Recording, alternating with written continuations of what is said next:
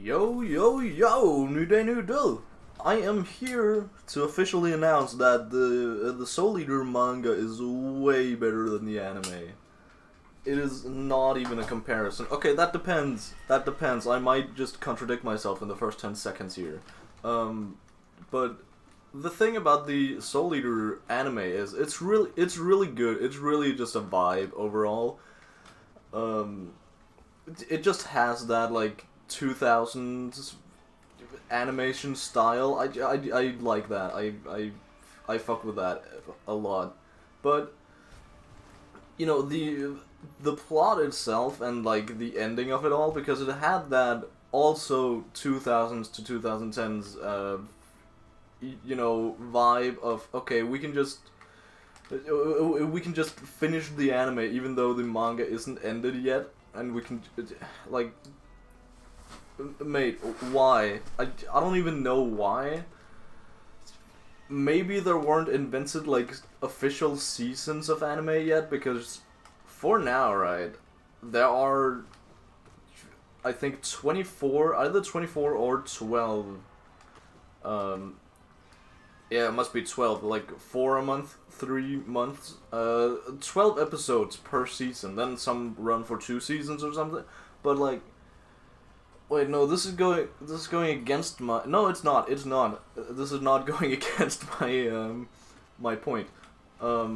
Soul Eater is 52 episodes, I'm pretty sure, so they covered just over a year, worth of seasons. Just over, and it really feels like there wasn't really a solid plan other than just follow the manga and hope it ends before we are forced to end it. But considering that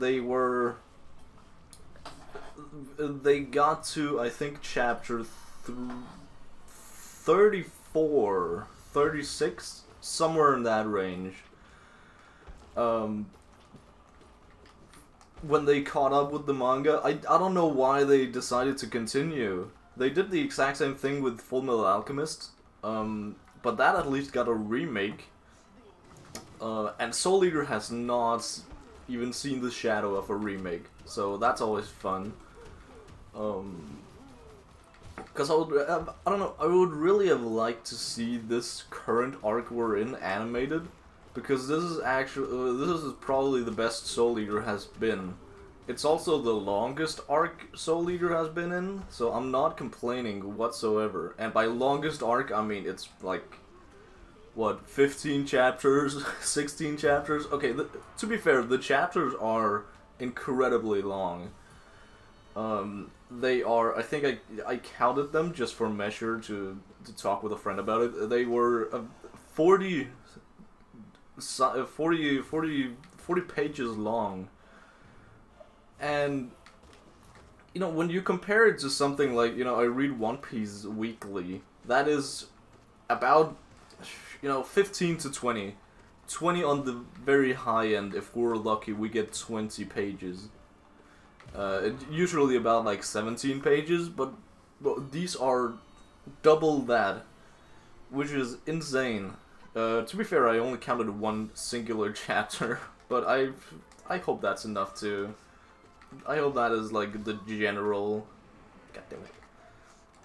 It feels like the general number at least, because these chapters are hella long. They take a long time to read, especially for a fellow like myself who fails reading comprehension. Not comprehension. I'm just really slow at reading.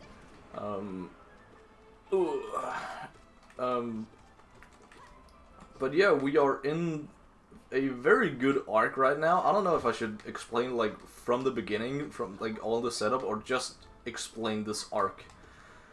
Well, I need something to yap about, so let's go with the setup. We have a Kishin being released into the world, which is a big fucking deal.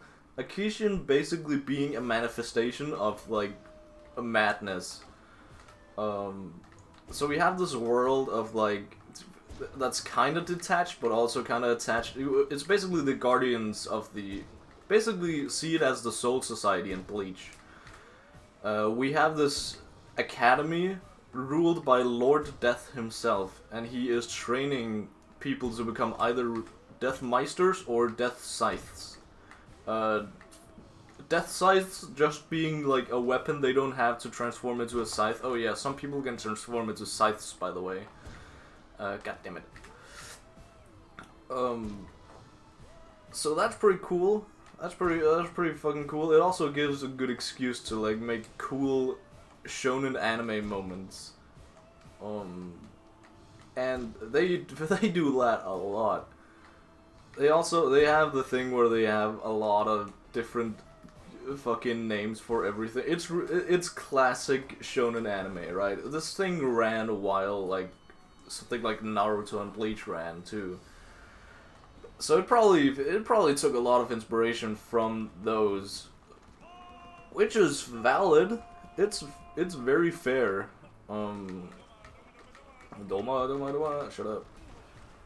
So, yeah, the Kishin, the manifestation of madness, has been sealed under this academy for like hundreds, if not thousands of years, by Lord Death himself. That was the main reason that he could not leave.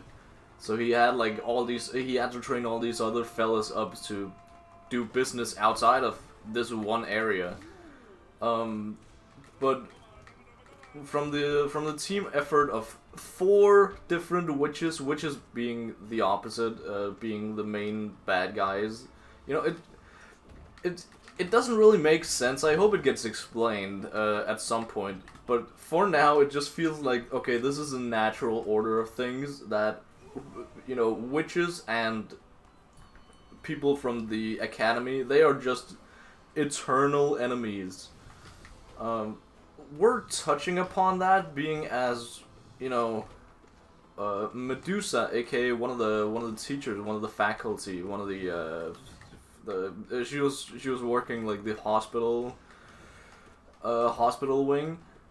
She turned out to be one of these witches who... The witches also just have, like, their whole own society, right? But she turned out to be one of these witches and conspired to release the Kishin into the world. Essentially just to, like, develop humanity, because they have been stagnant for so long that they need, you know, we need some sort of natural evolution to happen.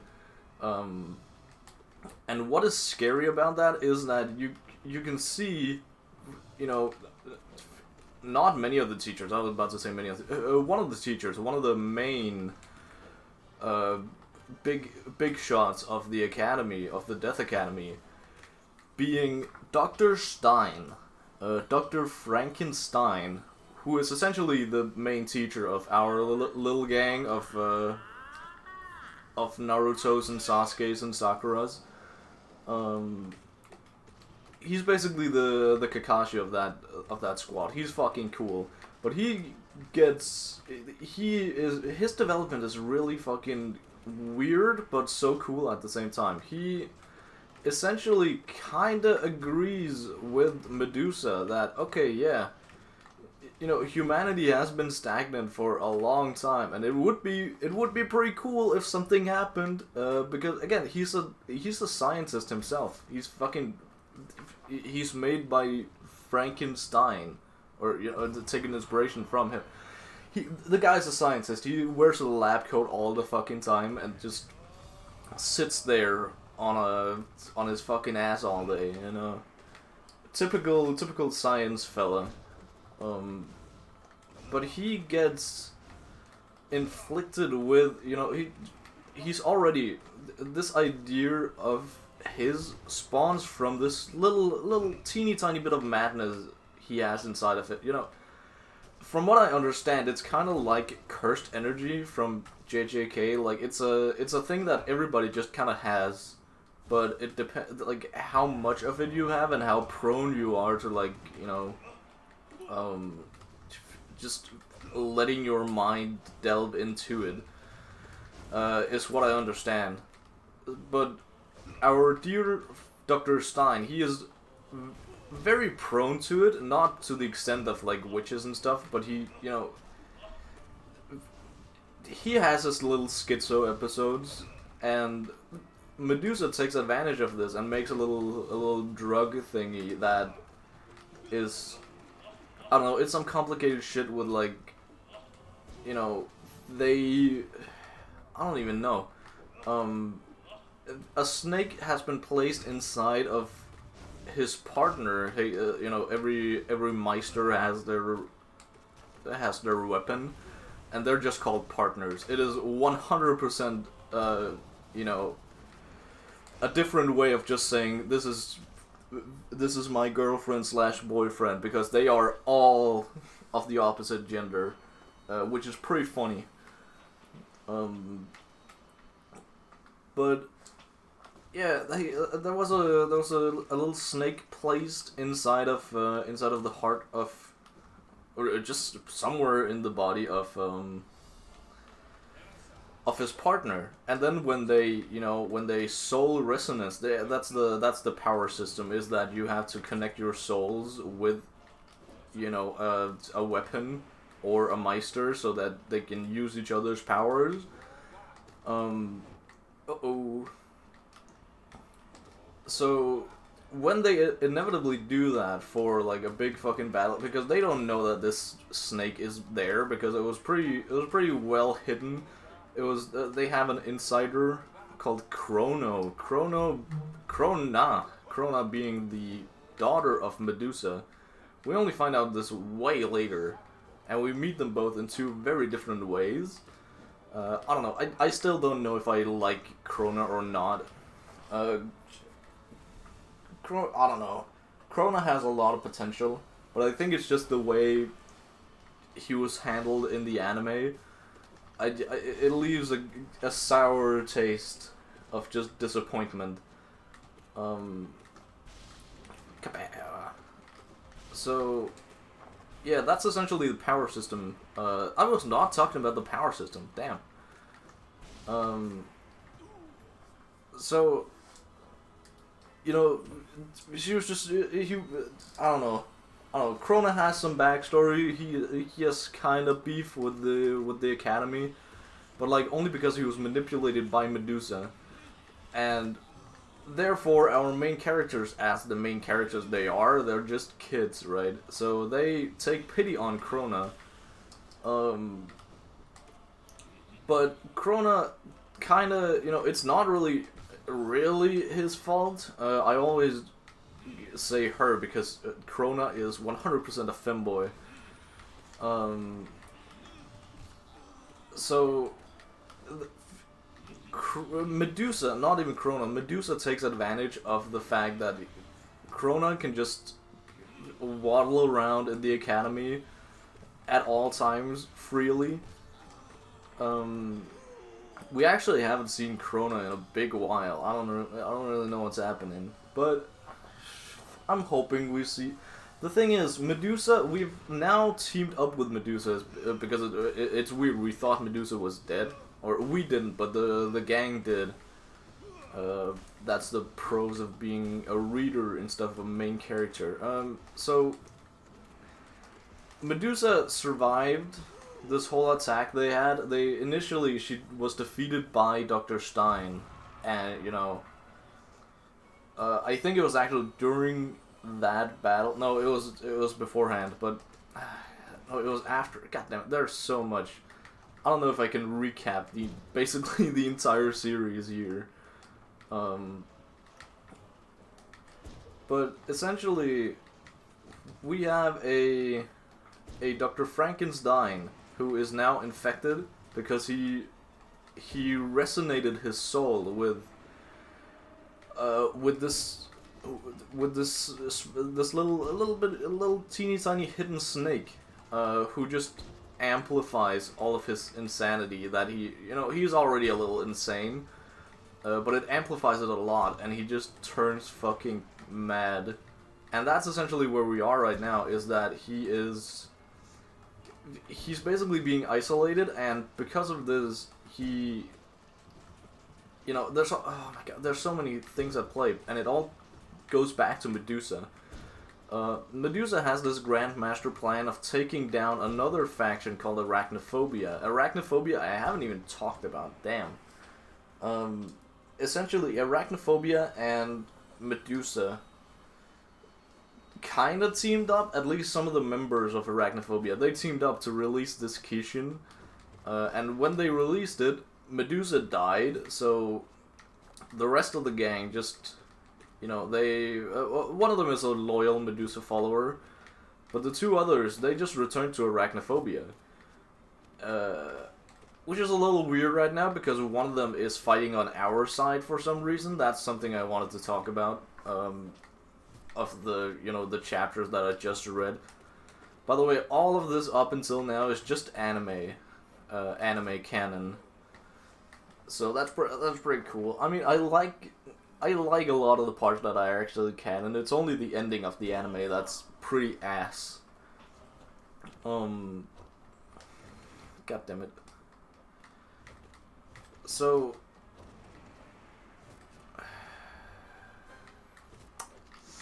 I completely forgot where I was in my monologue. Damn. God damn. So... Oh yeah, right. Dr. Stein is fucking schizo now, and he has been blamed with the murder of a guy who was basically internal affairs investigation guy. The local BJ, who is, he's a graduate of the academy. He's just wandering around the world and gets called in whenever something, internal affairs. And we see that he fucking hates his job because he has to suspect all of his, friends, all of his, all of the teachers, all the, also all the students. There's so much, and, we, of course, as the readers, know that the guy he needs to be wary of is Krona.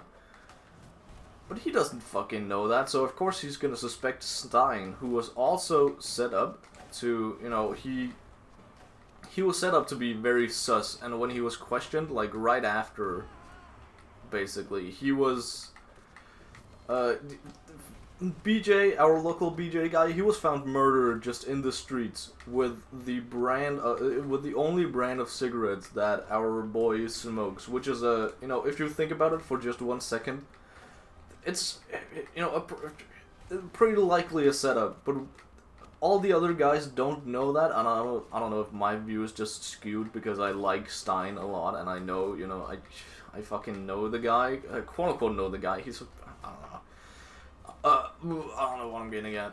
I'm surprised I survived all that. So yeah, he's set up, and we also have not seen him for a good while, because he was essentially taken by a lot of the other teachers, and oh, we're gonna take you to Lord Death now, but in reality, no, we don't believe you did it, because again, it's they know Stein better than a lot of other people, so they just believe that no, he actually didn't do it, and they just let him go with the excuse of, oh, he resisted and he ran away. Our bad. Lord Death is a pretty chill guy, by the way. So yeah, we haven't seen him or Krona in a long fucking while. I don't know if I should expect them to be back. But essentially, what's happening now is what we're getting to in the manga. I might jump over some things. I might, some things are not important that happens between this. But essentially, we're here at Arachnophobia's hideout, because Arachnophobia, oh yeah, right, there was the whole fucking battle for Brew. Brew is a magic weapon that is extremely fucking powerful, and we don't really know why. We don't really know what Brew does, but it's just like a magical artifact, like a little fucking square made by one of Lord Death's old pals, old buddies named Avon. Fun fact, the chapter I've just read before, like the second before recording this, we finally see Abon, like his not masked form, I suppose. He's just a normal guy. I hit him one time, god damn it. So yeah, a weapon made by Abon that is extremely powerful, and we don't really know what this weapon is used for. We know when it is activated. It was just activated last chapter. We know that it amplifies the soul, like soul amplification. Again, not from Jujutsu Kaisen. I feel like Again, this show is older than Jujutsu Kaisen. I don't know why I assumed that Soul Eater was stealing from Jujutsu Kaisen. I don't know what I can't. My train of thought is fucking everywhere right now. So essentially, we're here at the location of Brew. Why we could not have gone there way earlier, I do not know. I might know. I thought it was a filler episode, but there was some sort of, you know, a key, essentially, or a map or something, that our dear Death the Kid found somewhere in, like, Antarctica, or, no, fucking Egypt, or something, way out in the desert. That actually explains a lot why there must be some sort of key information that I'm missing here. But one of Arachnophobia's goons was also there in the, you know, it's a train that runs through the entirety of the desert. And, you know, you expect no one to be there at the station, but there was one other fella, one of Arachnophobia's goons. We, of course, don't see that because we haven't really met Arachnophobia before this point, which is probably why I'm so confused about how Arachnophobia found out about where Brew was. Brew wasn't in Antarctica. That's what I'm getting messed up. So, in the middle of the desert, they find a key/vault or something or whatever, and that leads to Brew. And then when they get to Brew, when they get to Antarctica, that is where they meet, you know, Arachnophobia, who's also there for Brew. Brew, they have a little scuffle. It's a pretty cool location. It's like a storm, essentially, where, you know, a magnetic field that shows, you know, time is essentially stuck in this field, and you can only be there for so long, I think it's 20 minutes or so, before you also get stuck there and just become, you know, you as a person become an after image, and you essentially die from just being in there passively, which is pretty cool. It's a pretty cool concept. I like that. But, you know, they scuffle it out with Arachnophobia. They have they have some matchups there, and they all, some of them win, some of them don't. Some of them just fail miserably. Again, because they don't know what the hell is going on, and they meet this top tier Arachnophobia guy. Oh yeah, I should probably explain. Lady Arachne, she is the leader. She has not been on the battlefield yet. We don't really know what she can do. Oh yeah, alright, that's probably why they didn't go after her before. They probably... Okay, so Lady Arachne, the leader of Arachnophobia, has a pretty loyal following just for being who she is.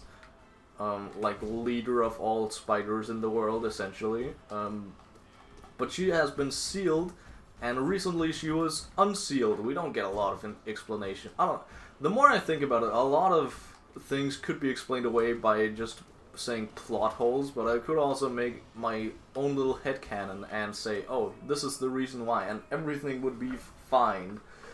But yeah, I don't know. I could deep dive into some sort of like subreddit and find out all of this, probably, but I'm not gonna do that until I finish the manga, because, you know, what if I get all the questions answered? What if, you know, maybe. Oh, I thought I took damage there. That would have been bad. So, yeah, Lady Arachne now has Brew, who is Brew is essentially just fucking destroyed, and this is where things begin to get a little weird, and I lose track of like everything, because Brew is captured, but it doesn't work because it's been in the magnetic field so long, which makes sense, right? But now, you know, the Academy thinks that Arachnophobia has Brew, which is a big fucking deal. Still, just thinking somebody else has that powerful a weapon. That's a pretty big deal. But no, actually, no. The Medusa somehow got her hands on the real Brew, where we don't know, and how we also don't know. She just suddenly has it,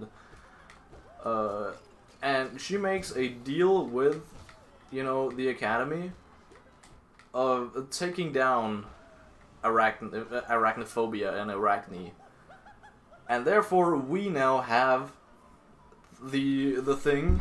We now have the thing is now the Brew is now in possession of Death the Kid, who is in this squad team. She kind of blackmailed the entire. You know, Medusa has a lot of fucking info, and she also wants to reveal her master plan of how she actually survived and shit. You know, she's a mysterious fucking character, and she knows a lot. So she makes a deal with basically the entire Death Academy, and makes it so she now has a lead. She's leading the charge in the battle against Arachnophobia, like basically Operation Take Down Arachnophobia. And she, I don't even know. Medusa is so fucking interesting, but also so confusing at the same time. I don't know what to think about her, because she's so not really weird, just mysterious. I don't really know what her motives are. She said that her current motives for taking down Arachnophobia is because they took Krona. Remember Krona? Krona is the son of Medusa. But Medusa has repeatedly shown that she does not fucking care about her child. But, you know, as the naive good guys we are, we want to believe that, oh, Medusa has changed and actually cares about the same guy that we care about, which is obviously a big fucking fat lie, which just, it makes it that much more interesting that the only explanation we get for why she wants to take down this whole organization is a lie. It's 100% a lie, because she is a known liar. God, I need to heal against Grim? God damn it. But yeah, she is now leading the charge of a team that is going to infiltrate and destroy, essentially just beat up Arachne. Lady Arachne is doing some sort of magic. We don't actually get explained what sort of magic she's doing. But Arachne is doing some evil stuff, and we need to stop it right now. But she has a whole fucking organization behind her that is willing to lay down their lives. And you know, we assembled a team of the main good guys. Actually, no, we have a little bit of a drought in terms of Black Star and Tsubaki, because they are, you know, they're a fucking team.